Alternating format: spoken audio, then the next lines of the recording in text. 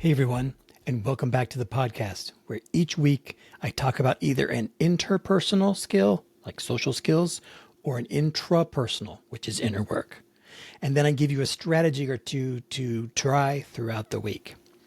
Today, I want to share a powerful fable that perfectly illustrates a concept I believe is truly the key to everything: self-awareness. Some years ago, a pregnant lioness, chased from her pack, died giving birth to her cub. A nearby herd of sheep, hearing the tiny mewling, adopted the little baby lion. For years, this cub lived happily among them, learning to eat grass and baa like all the other sheep. But as it grew, looking less and less like a sheep and more like, well, a lion, the other sheep started to say mean things. "Why aren't you the same color as us? Why are your teeth so long? Where are your hooves?" One day, the flock was chased by a huge male lion. He was utterly surprised to see another lion running away in the middle of a herd of sheep. Instead of pursuing the sheep, the big lion pounced on the younger one. "Why are you running away with the sheep?" he roared. "Please don't eat me," replied the younger lion, trembling. I'm just a sheep. Let me go." "Nonsense," roared the older lion. "You're a lion just like I am. Come with me." He dragged the younger lion to a watering hole and told him to look at his reflection. The younger lion finally realized he wasn't a sheep at all. He was actually a mighty lion. "Roar!" he proclaimed, his true self finally unleashed. The other sheep, who had been hiding, bleated in fear and scattered. Never again would a sheep make fun of that lion, for he had found his true nature. In this beautiful fable, the younger lion's moment of self-reflection, looking into that watering hole at the insistence of the older, wiser lion, reveals his true identity. This is self-awareness in action, allowing him to step into the world with authenticity. You know, the more I talk with educators and people in schools today, the one thing we all wholeheartedly agree on is that self-awareness, it's the key to everything. Seriously, imagine how different our world would be if every person took even 10 seconds each day to simply think about what they're thinking about. The problem is, most of us walk around completely wrapped up in that constant voice in our heads. A Harvard Business Review article found that while a lot of people think that they're self-aware, only about 10 to 15% actually are. That is a huge gap.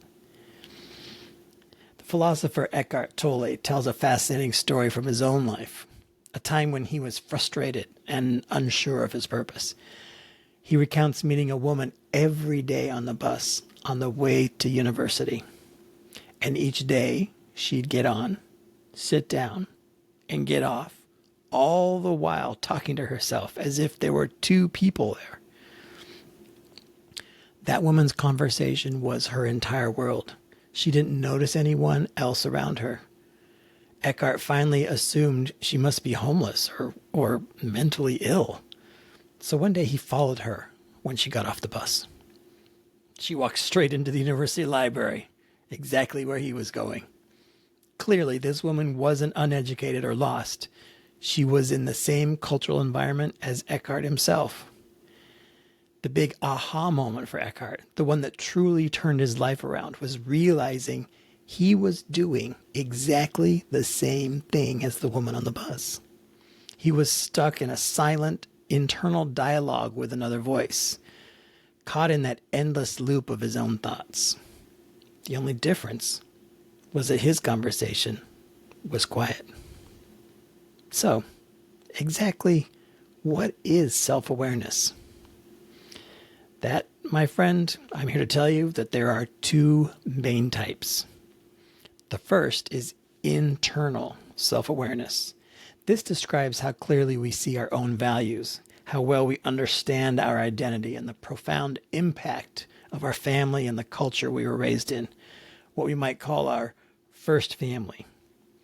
This internal awareness also extends into social awareness, meaning how well we understand our impact on other people. The second type of self-awareness is external. This is our understanding of how other people view us. Naturally, this develops later in life, and it's responsible for a lot of the angst that we see in our middle grade students. For example,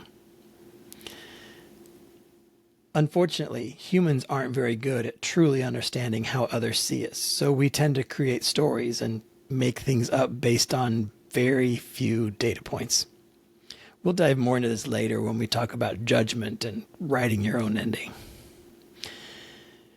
In our schools, we have so many incredible opportunities to both practice and teach self-awareness.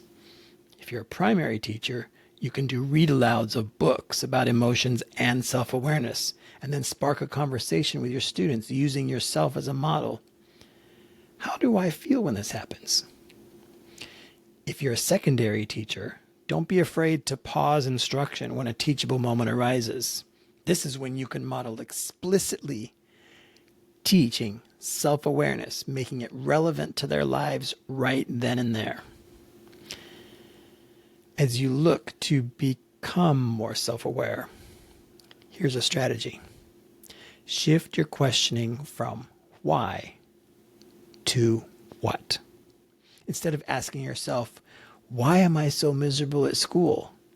Try asking yourself, what can I do to make my day more enjoyable? Instead of asking, why can't I keep up on my grading? Reframe the question to, what am I doing to have so much grading? Do you see the difference? Why can't I keep up on my grading is centered in failure, in I'm doing something wrong. I'm falling short. On the flip side, what am I doing to have so much grading makes it actionable, as if there's something you can do to lessen the burden. According to professionals, what questions keep us out of those downward spirals of self-misery? They help us stay objective, future-focused, and most importantly, empowered. So, my quest for you is to go forth and discover your inner lion. The world truly needs you to roar out your authentic self. Thanks for joining me this week as we work to build resilience one skill, one week at a time.